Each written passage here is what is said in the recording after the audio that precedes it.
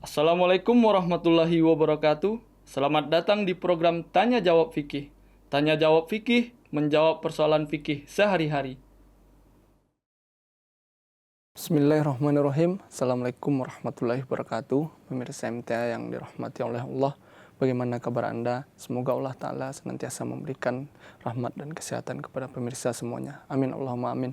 Selamat datang kembali di program Tanya Jawab Fikih, menjawab pertanyaan fikih sehari-hari bersama saya Arif Abdul Hai. Selama 25 menit ke depan kita akan membahas pertanyaan-pertanyaan fikih yang telah pemirsa ajukan.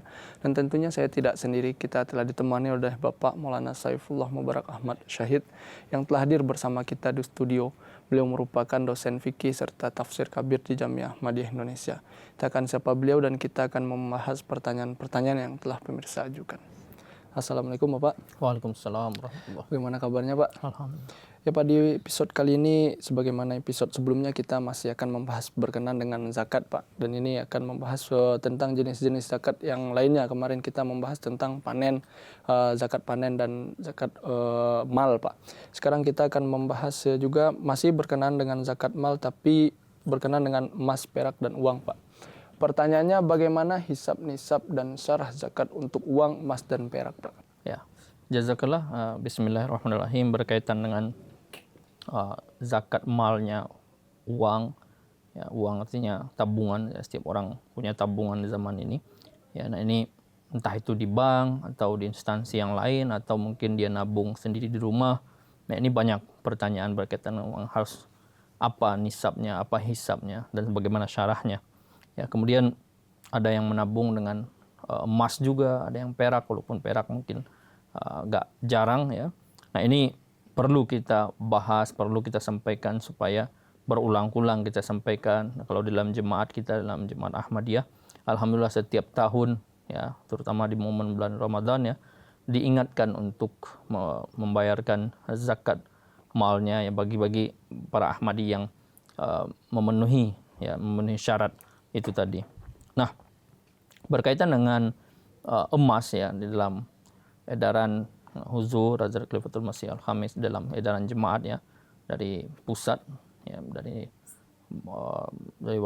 wakalat mal, ya, mal sani, di situ disampaikan bahwa walaupun kita ini setiap tahun ada saja, ya, setiap dekade itu ada, kadang-kadang berbeda di dalam ini.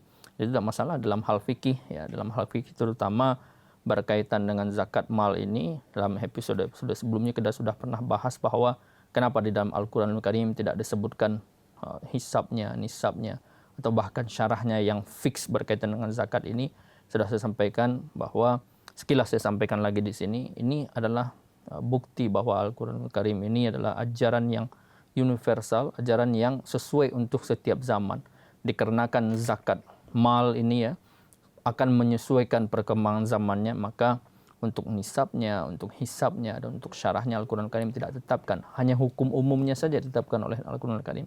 Kalaulah ditetapkan oleh Al-Quran Karim, ya, secara fix, nisab, hisab, dan sebagainya, maka nanti seolah-olah, na'udzubillah, Al-Quran Karim ini hanya terbatas pada zaman tertentu. Seolah-olah nanti orang melihat bahwa Al-Quran Karim ini ajarannya udah kuno, ya, sesuai hanya untuk zaman ketika dia diturunkan saja. Nah, tetapi dengan tidak ditetapkannya secara fix dalam Al-Quran Karim ini membuktikan bahwa Al-Quran Karim ini di dalam hukum tertentu, ya, dia fix, ya, tapi dalam hukum tertentu dia lebih fleksibel sesuai dengan zamannya. Ini keindahannya, mukjizat, salah satu mukjizat Al-Quran Karim, ya, secara sekilas saya sampaikan. Nah, kemudian kita masuk ke dalam pembahasan inti kita bahwa di dalam Jemaat Ahmadiyah, ya, sampai saat ini, ya, wallahu alam, nanti ketika kapanpun itu nanti dirasa diperlukan, bisa saja berubah. Yang namanya fikih berkaitan dengan zakat, karena bisa saja berubah. Nah, tapi sampai saat ini yang saya ketahui, yang kita ketahui bersama, bahwa untuk zakat emas, perak itu nisabnya masih sama seperti yang disampaikan oleh Rasul Karim SAW. Jadi nisabnya itu adalah 52 tolah untuk perak. 52 tolah itu beda-beda juga ini. Kalau kita lihat di Google itu, tolah itu ukurannya beda-beda juga. Tapi sekitar 612,15 gram. Jadi kalau orang punya perak 612 gram selama 1 tahun, nah itu dia wajib membayarkan zakatnya 620 gram, 12 gram, atau ada yang 606 gram, ya sekitar itulah 600 sampai 613 gram dia punya perak, maka itu sudah wajib dibayarkan zakatnya setahun memenuhi hisab tadi. Berapa zakatnya?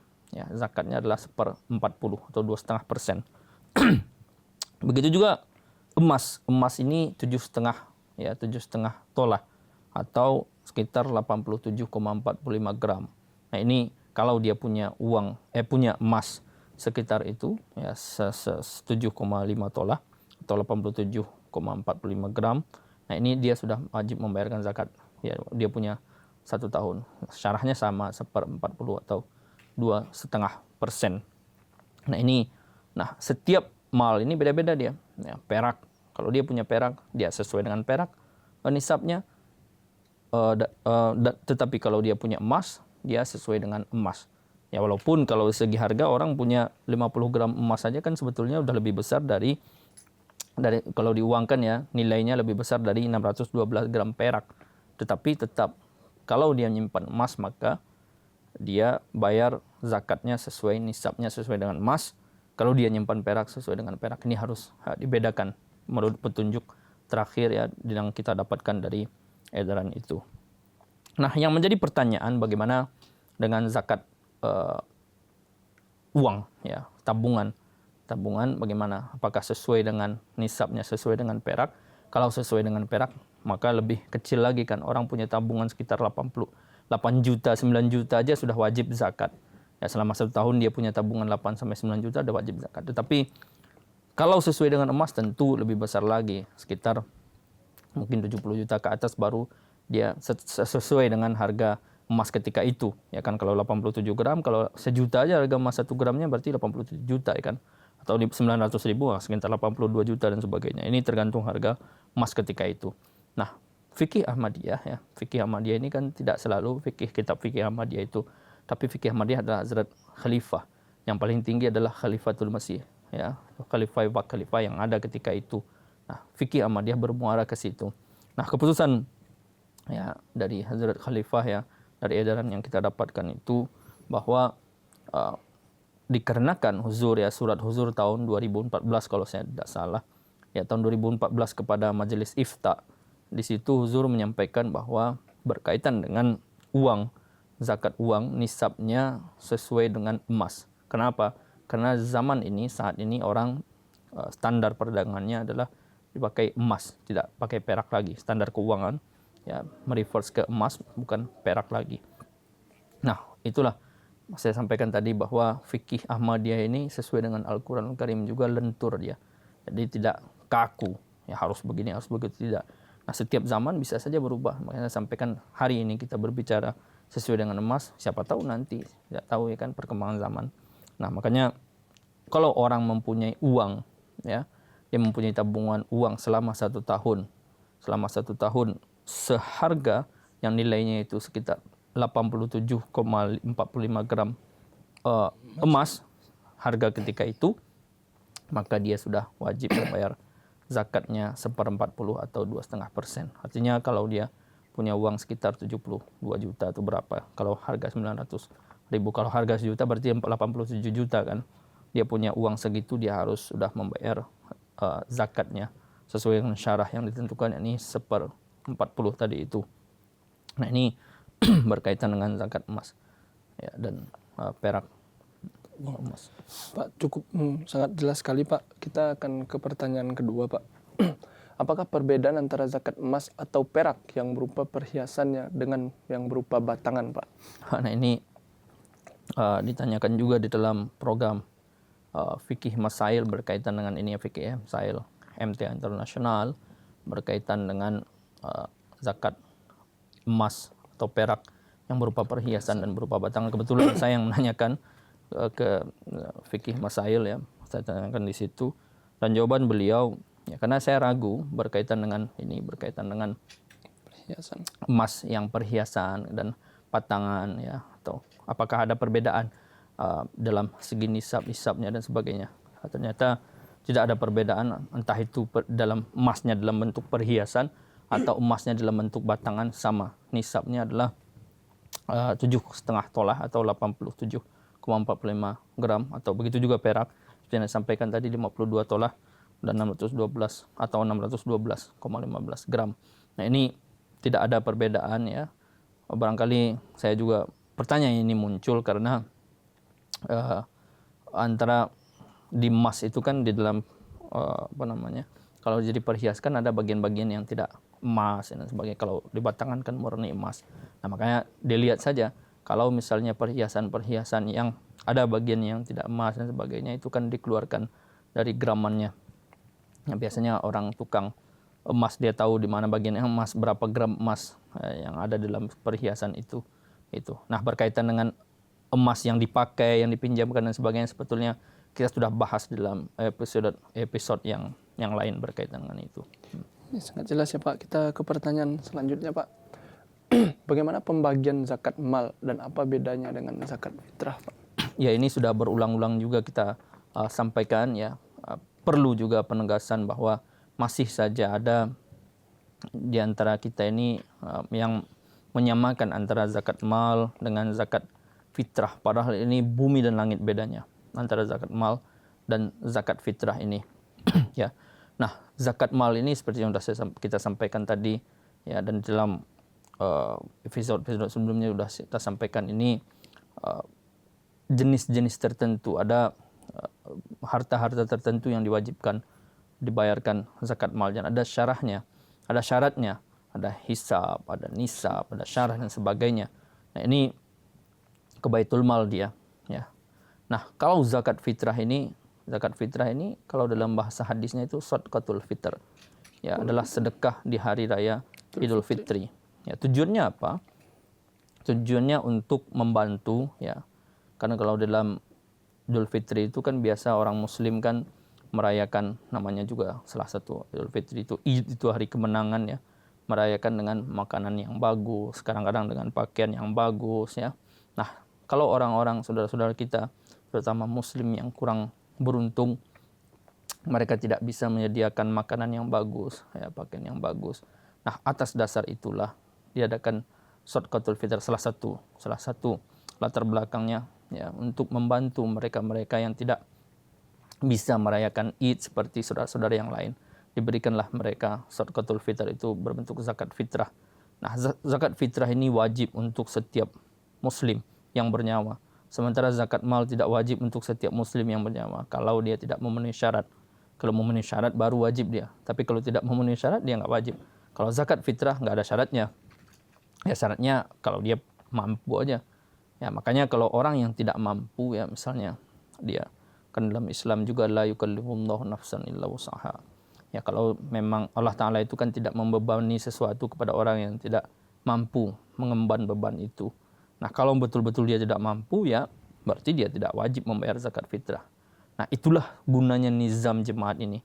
Kita melihat bagaimana saudara-saudara kita ini mampu atau tidak membayar zakat fitrah, karena jangan sampai luput dari berkat membayar zakat fitrah ini. Bahkan dalam hadis, anak yang baru lahir saja, yang baru menangis ya, di dunia ini, lahir menangis di dunia ini, sudah wajib membayarkan zakat fitrah. Nah, tugas kita sebagai nizam ya, membeli pengurus jemaat yang melihat saudara-saudara kita kalau dia tidak mampu secara finansial membayarkan zakat, supaya dia tidak luput dari membayar zakat fitrah, maka berikanlah dari zakat fitrah itu tadi. Kan kita bagikan dalam jemaat, kan dibagikan kepada saudara-saudara yang tidak mampu, supaya dia bisa juga membayar zakat fitrahnya, dan ada lebihnya dia bisa gunakan untuk memenuhi kebutuhan-kebutuhan dia di hari raya. Ya, makanan bagus di rumahnya, ya kalau ada tamu dia bisa hidangkan dan sebagainya. Nah, ini salah satu tujuannya penting dari zakat fitrah. Makanya zakat fitrah itu jangan bagikan pas-pasan ya. Perhitungkanlah itu tadi, biar sedikit yang dapat, tapi betul-betul orang yang berhak mendapatkannya. Tidak semua orang ya. Sehingga dia bisa gunakan untuk bayar zakat fitrah dan juga bisa gunakan untuk keperluan di hari raya Id. Nah, ini kesalahpahaman yang berulang-ulang kita jumpai di dalam kalangan kita juga dalam jemaat, bahwa zakat fitrah ini, yang berhak menerima zakat fitrah ini seolah-olah yang disebutkan dalam Al-Quran Al-Karim yang 8 itu, mustahik zakat itu ya, Ibnu Sabil ya, amil zakat dan sebagainya. Nah, ini tidak ada kaitannya dengan 8 orang mustahik zakat itu. Zakat fitrah ya, tidak ada kaitannya ke situ. Zakat fitrah karena shadqatul fitr, karena adalah sedekah di hari Raya Idul Fitri. Tujuannya lah seperti yang saya sampaikan tadi, dan yang berhak adalah orang yang tidak mampu, ya, tidak ambil zakat, tidak siapa. Nah, kalau ambil zakat dan sebagainya ini pemahamannya salah lagi, ya. Ini sudah kita sampaikan dalam episode yang lain, silahkan dilihat dalam video-video kita yang lain, ya, fikih masail.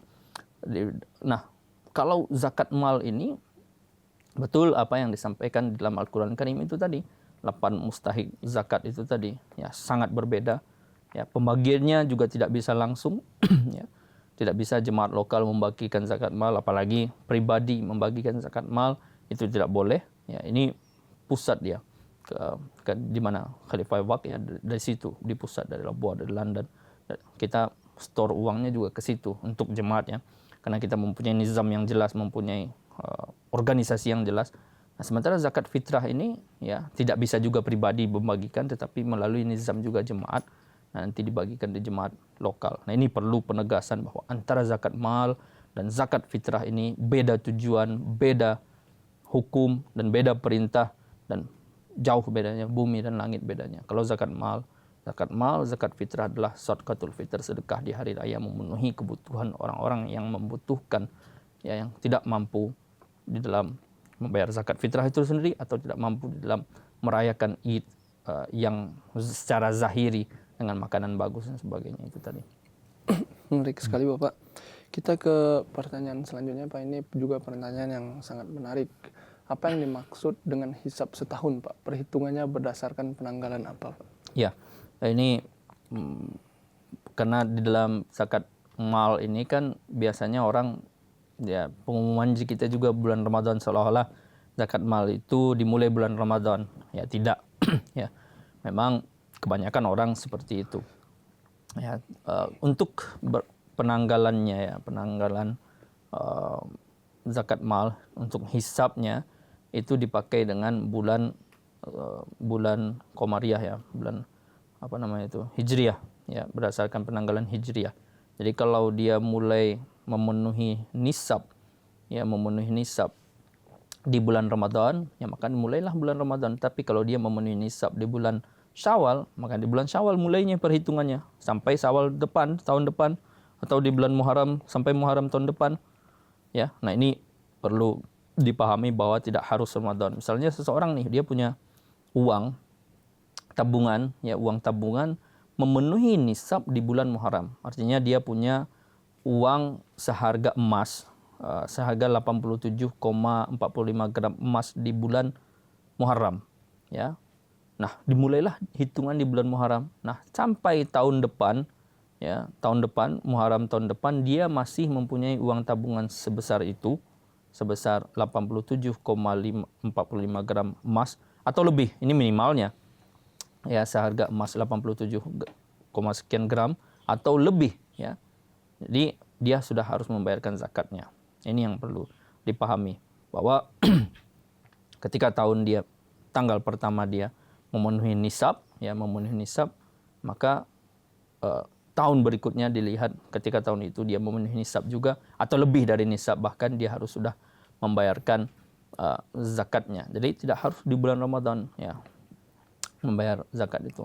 Nah, mungkin pertanyaan lanjutnya adalah, kalau misalnya seseorang sudah memenuhi nisab ini, misalnya dia memenuhi nisab di bulan Muharram atau di bulan Ramadan lah, yang gampangnya, dia sudah memenuhi nisab, ya kan, sudah terhitung itu, ditunggu sampai setahun kemudian dia memenuhi nisab lagi atau tidak. Kalau memenuhi nisab lagi berarti bayar zakat, udah memenuhi nisab lagi nggak bayar zakat. Nah, tapi di tengah-tengah perjalanan nih, misalnya dia uangnya dipakai, misalnya dia punya uang 100 juta, kan memenuhi nisab itu 100 juta, ya, nisabnya kan sesuai dengan emas. Tapi di tengah-tengah perjalanan dia pakai 50 juta. Artinya di tengah-tengah perjalanan ada waktu ketika uangnya itu tidak memenuhi nisab. Ya, lantas, nah kemudian di akhir tahun, di bulan Ramadan berikutnya, dia uangnya 100 juta lagi. Ya, 100 juta lagi atau mungkin lebih. Ya, maka kalau dalam keadaan seperti itu, walaupun di tengah-tengah dia terpakai uangnya itu, ya, pertanggal 50%, berapa persen, sehingga dia kadang-kadang ada waktu ketika dia tidak memenuhi nisab, tapi karena nisabnya sudah dihitung di bulan Ramadan itu, ya, di bulan Ramadan itu, maka masuk bulan Ramadan berikutnya, walaupun dipakai-pakai uangnya, nah tetapi di bulan Ramadan berikutnya dia nisabnya sempurna lagi atau mungkin bahkan lebih, maka dia sudah harus membayar zakat. Jadi apa yang terjadi dengan harta itu di tengah-tengah tidak dipermasalahkan atau tidak dihitung. Kecuali dia pun sudah memenuhi nisab nih bulan Ramadan, ya. Di bulan Ramadan dia sudah punya uang misalnya memenuhi nisab sekitar 100 juta.